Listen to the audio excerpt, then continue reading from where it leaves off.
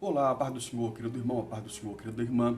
Trago-vos uma mensagem de fé, ânimo, vigor e esperança para este momento, que traz como tema maior é o que está conosco. Tem como texto base dois versículos de Jeremias, capítulo 46, versículo 25, que nos fala o seguinte: diz o Senhor dos Exércitos, Deus de Israel, eis que eu visitarei Amon de No, e a Faraó, e ao Egito, e aos seus deuses, e aos seus reis, ao próprio Faraó e aos que confiam nele. Versículo 27. Não temas, pois tu, meu servo Jacó, nem te espantes, ó Israel, porque eis que te livrarei, mesmo de longe, e a tua semente da terra do seu cativeiro, e Jacó voltará e descansará e sossegará, e não haverá quem os atemorize. O versículo lido foi escrito pelo amanuense Baruque, que Jeremias havia contratado.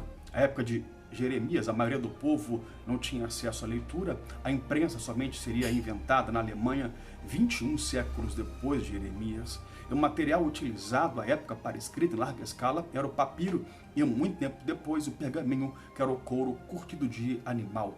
Ambos eram caros de se obter e geralmente na época de Jeremias se recorria a amanuenses, pessoas que tinham esses materiais para escrita, e funcionavam como copistas, copiando tudo aquilo que lhes era ditado. Jeremias, um dos profetas do Antigo Testamento, não era o que podemos chamar de homem do povo, e esse profeta Jeremias, ele utiliza de Baruque, um dos amanuenses, para escrever um livro do profeta Jeremias. Sua mensagem era para que o povo se arrependesse de suas más condutas e práticas e voltasse para Deus.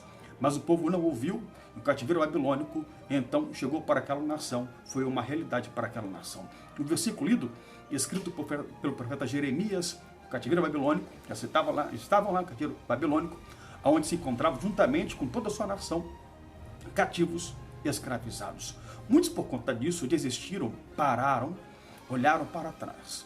Salmo 137 nos revela que os músicos judeus cativos na Babilônia, escravos na Babilônia, penduraram suas harpas nos salgueiros existentes nos rios da Babilônia, Cantar motivado por aparente alegria é muito fácil, mas cantar como escravo em terra estrangeira, sem direitos, sem vez, nem voz, a voz é diferente, A voz embarga e o louvor não sai. Para estes músicos não restou outra alternativa senão pendurar as suas harpas. Salmo de número 137. Era mais ou menos nesse tempo que esse versículo, esse capítulo foi escrito. Cessar a melodia, desistir de vez, parar de vez, continuar para quê? De repente esta foi a ideia, o pensamento que algum desses músicos tiveram. Não temos chão nem ambiente para isso. Mas Deus, através de Jeremias, traz uma esperança ao povo cativo, desalentado aqui. O Egito foi um local de dura escravidão e serviço para o povo de Israel. Até hoje, é assim que o Egito é lembrado pelos habitantes de Israel. Os 430 anos que ali foram escravizados até serem libertos pelo Senhor por intermédio de Moisés. O Egito era o opressor, gigante diante do povo acuado e oprimido pela escravidão. Mas o versículo tema nos diz: diz o Senhor dos Exércitos, Deus de Israel, eis que eu visitarei a Amon de No e a Faraó, e ao Egito e aos seus deuses, e aos seus reis, é o próprio Faraó, e aos que confiam nele. Amon de No, ou Amon de Tebes, era a principal divindade do Alto Egito. Ao tempo das pragas que vieram no Egito, no tempo de Moisés, observando a cultura idólatra dos egípcios, vemos que cada praga tem um significado. Praga das rãs, gafanhotos, águas que transformaram-se em sangue, chuva de pedras, granizo, etc. Cada pedra era direcionada aos deuses do Egito. E cada vez que Faraó se recusava em libertar o povo judeu do Egito, Deus permitia-lhes uma praga nova. Um dos objetivos dessas 10 pragas era revelar a grandeza, o poder e a soberania de Deus como o único e verdadeiro Deus, em contraste com as falsas divindades pagãs egípcias. Faraó deveria reconhecer e confessar que o Deus dos hebreus era supremo e que o seu poder estava acima do rei do Egito e da nação que ele governava. O Egito parecia grande, opressor, imenso. O povo se sentia acuado e amedrontado diante do Faraó do Egito, mas quando Deus manda Moisés ir até o povo, falar-lhes que ele os lideraria e queria até Faraó lhes avisar disso, Deus queria dizer para o povo: Faraó é grande, porém eu sou maior.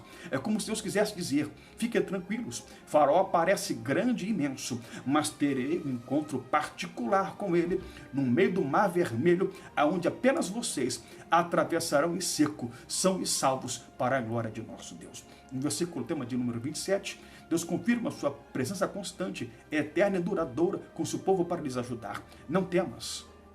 E aí tem uma parte interessante que alguns teólogos ou pregadores afirmam que há 365 versículos na Bíblia que falam não temas. Não, a Bíblia fala 365 vezes não temas. Para cada um dia do ano, Deus fala para você, não temas, eu sou contigo para te ajudar, eu sou contigo para te abençoar. E esse Deus, ainda que Faraó fosse grande, ainda que Nabucodonosor parecesse gigante, imenso, pelo seu poderio bélico e militar, todavia, o general dos exércitos, que está conosco, ele nunca perdeu uma batalha sequer, é maior, e lhes fez promessas, vocês retornarão em paz para vossos lares, te livrarei mesmo de longe, não importa o quão distante esta luta, este deserto, que você atravessa te levou.